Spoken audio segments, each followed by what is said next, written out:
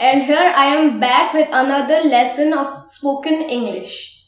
अपने last 2 videos में हमने सीखा प्रेजेंट सिंपल टेंस के बारे में, यानी कि उन सेंटेंसेस के बारे में जब हम बात करते हैं अपने रेगुलर हैबिट्स के बारे में, अपने रेगुलर या इरेगुलर एक्टिविटीज़ के बारे में। जैसे कि मैं रोज़ सुबह उठती हूँ, मैं स्कूल नहीं जाती हूँ, मैं रोज़ एक मूवी देखती हूँ। That is what we learned in our last 2 videos. Learn, ये सेकेंड फॉर्म है लर्न की, और आप बोल सकते हैं पास्ट फॉर्म है लर्न की। ये पास्ट फॉर्म हमें चाहिए पास्ट सेंटेंसेस बनाने के लिए। पास्ट सेंटेंसेस यानी कि जो प्रेजेंट नहीं है बल्कि बीते हुए समय की बात करने के लिए। तो ऐसे एक्शंस जो कि पास्ट में शुरू हुए और पास्ट में ही खत्म हो गए, ऐसे सेंटेंसेस को बनाने के लिए हमें सीखना होगा past simple tense. Past simple tense की आप एक पहचान ये भी रख सकते हैं कि इनके एंड में आपको एक लंबा स्वर सुनाई देता है, यानी कि आप बोल सकते हैं वॉवल साउंड सुनाई देते हैं। जैसे मैं ताजमहल देखने गई, कॉफी फ्लोर पर गिर गई, मैंने कल मम्मी से बात की, मैं कल ऑफिस लेट गई। इस तरह के सेंटेंसेस बनाने के लिए आज हम सीखेंगे पास्ट सिंपल टेंस। ऐसे सेंटेंसेस बनाने के लिए आपको चाहिए क्या चाहिए? आपको चाहिए सब्जेक्ट प्लस वर्ब की सेकंड फॉर्म प्लस ऑब्जेक्ट, बस इतना ही। सेकंड फॉर्म हमने वर्ब की इसलिए लगाई है क्योंकि हम पास्ट की बात कर रहे हैं। आप हिंदी में सेंटेंस से पहचान जाते हैं कि ये जो बात हो रही है वो पास्ट टाइम की हो रही है। ऐसे ही इंग्लिश में पहचान बनाने के लिए हमने वर्ब की सेकंड फॉर्म लगाई है। मान लीजिए हिंदी में आपसे किसी ने पूछा कि तुम उसके घर गए हो, तो एक बंदा जवाब देता है हाँ मैं जाता हूँ। अब यहाँ उसने एग्जैक्टली बताया नहीं है कि वो कभी कभी जाता है या हर रोज जाता है, और उसके सेंटेंस से पता चलता है कि वो जाता है। और वहीं अगर दूसरा बंदा जवाब देगा कि हाँ मैं हो आया, मतलब आप गए थे, आप पास में गए थे। हालांकि अब आप वापस आ गए हैं पर आप पास में गए तो थे।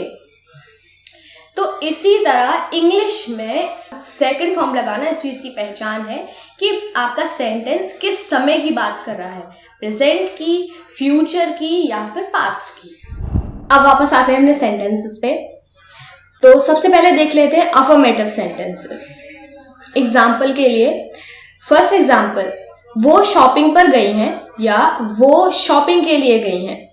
मान लो आपके पास आपके मामा जी का फोन आता है और वो बोलते हैं बेटा जरा मम्मी से बात कराओ, और आपको बोलना है कि वो शॉपिंग पे गई हैं। तो इसको आप इंग्लिश में बोलो she went to shopping. Went go की second form, she went to shopping. हमने शो की 2 टिकट्स बुक की, we booked 2 tickets for the show. कल मैं अपने भाई को पार्क ले गई और उसे आइसक्रीम दिलवाई। Yesterday I took my brother to park and brought him an ice cream. हमने घंटों तक बात की, we talked for hours. उसने मुझे जॉब से निकाल दिया, he kicked me out from the job. तुमने मेरी चॉकलेट खाई, you ate my chocolate. मैं घर का रास्ता भूल गई या मैं रास्ता भटक गई, I lost my way home. वहां गर्मी थी तो मैंने अपना कोट उतार दिया, It was warm so I took off my coat. उतारने की इंग्लिश took off. मैं जल्दी सो गई, I went to bed early. Slept भी बोल सकते हैं आप, सोने की English slept, I slept early. But आप ऐसे भी बोल सकते हैं I went to bed early. हमने अपनी कार बेच दी, We sold our car. मैं 10 मिनट में तैयार हो गई, I got dressed in 10 minutes. मैंने नई ड्रेस खरीदी, I bought a new dress. Next example है, मान लो आपसे किसी ने बोला तुमने सुना आकाश ने नई कार ली है, और आपको बोलना हो हाँ मैंने सुना, Yes I heard. हाँ मैंने सुना। मैंने उसे देखा, I saw him. मैंने कभी सोचा भी नहीं था कि मैं तुम्हें यहां देखूंगी, I never imagined I would see you here. अब बात कर लेते हैं नेगेटिव्स की। नेगेटिव मतलब वो सेंटेंसेस जहां पर आ जाता है नहीं। ऐसे सेंटेंस बनाने के लिए आपको चाहिए subject plus did not plus verb की फर्स्ट फॉर्म और ऑब्जेक्ट।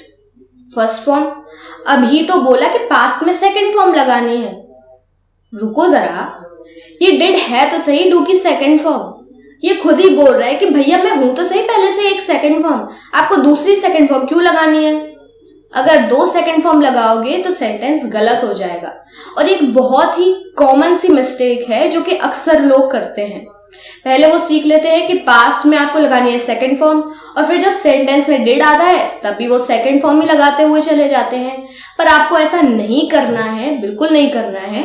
और आपको याद रखना है कि सेंटेंस में जब भी डिड आता है तो आपको हमेशा वर्ब की फर्स्ट फॉर्म ही लगानी है। मैंने कल टीवी नहीं देखी। I did not watch TV last night. Totally wrong. So never ever used second form of the verb with did. अब वापस आते हैं अपने एग्जाम्पल्स पर। चलिए अब जल्दी से एग्जाम्पल से भी समझ लेते हैं। इसके लिए आपको चाहिए subject plus did not plus verb की फर्स्ट फॉर्म और ऑब्जेक्ट। तो फर्स्ट एग्जाम्पल है, आई did not enjoy the movie. मान लो आपने एक मूवी देखी और आपको वो कुछ खास पसंद नहीं आई, तो आप इंग्लिश में बोलो I did not enjoy the movie. Next है, he did not speak a word. उसने एक शब्द भी नहीं बोला। He did not speak a word. तुमने मेरी कॉल का आंसर नहीं किया या तुमने मेरा फोन नहीं उठाया, एक ही बात है ना। इसको आप इंग्लिश में बोलो you did not answer my call. You did not answer my call. इसको आप ऐसे भी बोल सकते हो you didn't answer my call. Did और नॉट को मिला के डिडंट, तो you didn't answer my call. It was not that bad. उतना बुरा भी नहीं था। मान लो आपका कोई फ्रेंड है, उसको किसी ऑडिशन में जाना है, किसी टेस्ट के लिए जाना है, और उसने आपको कुछ गाकर सुनाया और आपको बोलना है कि इतना अच्छा नहीं था पर उतना बुरा भी नहीं था, इससे अच्छा हो सकता था। तो आप बोलो it was not that bad. अब आप में से कुछ लोग बोलेंगे कि वॉज, यहाँ अभी हम डिड की बात कर रहे थे ना। एक बात बताओ, वॉज का मतलब क्या होता है? था, यानी कि ये भी पास्ट है। जब आपको ऐसे भी आपके सेंटेंस होते हैं ना, जब कोई क्रिया नहीं होती है, कोई एक्शन नहीं होता है सेंटेंस में। जब कोई क्रिया होती है या कोई एक्शन हो रहा होता है, जैसे बोला, गया, पढ़ा, रोया, कहा, तब तो आपने लगा दिया वर्ब की सेकंड फॉर्म या फिर डिड नॉट। और जहां कोई एक्शन ही नहीं होता, जहां आपको बतानी होती है किसी चीज की स्थिति, किसी चीज की स्टेट, तो आप कैसे बताओगे? तो आप सेकंड फॉर्म नहीं लगा सकते, आपको लगाना है वॉज। यहां आपको बताना है कि उस गाने की स्थिति कैसी थी, गाने की स्टेट कैसी थी, गाना कैसा था। तो आपने बोला it was not that bad, I was happy. तो यहां एक स्थिति आपको बतानी है, आप कैसे थे? I was happy. I was not hungry, आपकी स्थिति बतानी है, मैं हंग्री नहीं था, मैं भूखा नहीं था। आई वॉजंट रॉन्ग, मैं गलत नहीं था। ऐसे सेंटेंसेस में आप लगाना है वॉज। वो मुझे नहीं जानती थी, she did not know me. She was not let, वो लेट नहीं थी। अगेन यहां पर भी आप एक स्टेट बता रहे हैं, वो कैसी नहीं थी, वो लेट नहीं थी, तो शी वॉजंट लेट।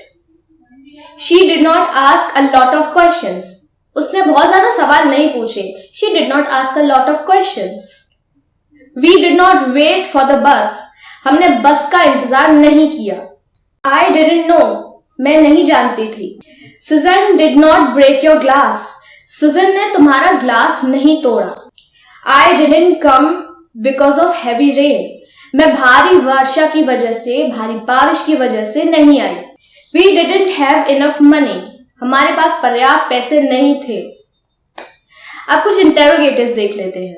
इंटेरोगेटिव मतलब जब हम सवाल पूछते हैं, इंटेरोगेट करते हैं, जैसे कि क्या तुमने खाना खा लिया, क्या तुम कल वहां गए थे, क्या तुम कल लेट आए थे। इस तरह के सेंटेंस बनाने के लिए हमें चाहिए सबसे पहले डिड, फिर सब्जेक्ट प्लस फिर वर्ब, अगेन डिड के साथ फर्स्ट फॉर्म, फिर object. Did he brought his friend, क्या वो अपने फ्रेंड को साथ लाया। डिड यू मीट हिम, क्या तुम उससे मिले?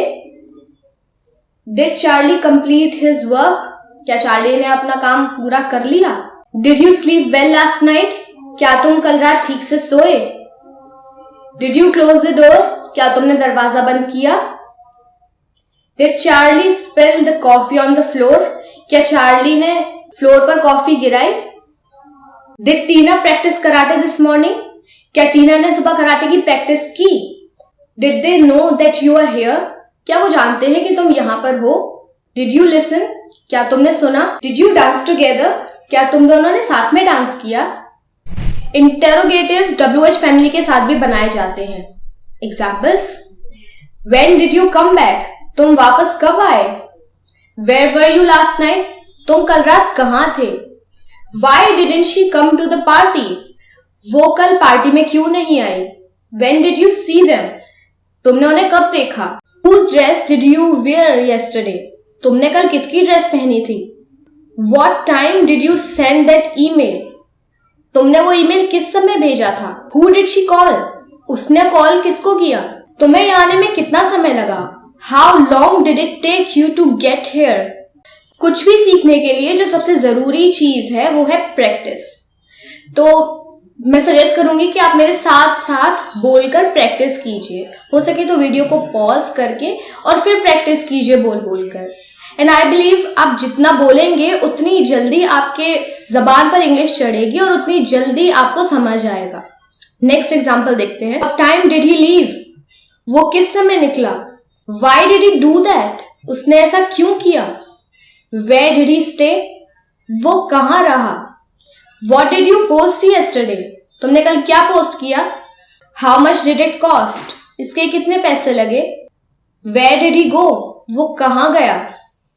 Who did Seema arrive with yesterday? सीमा कल किसके साथ आई?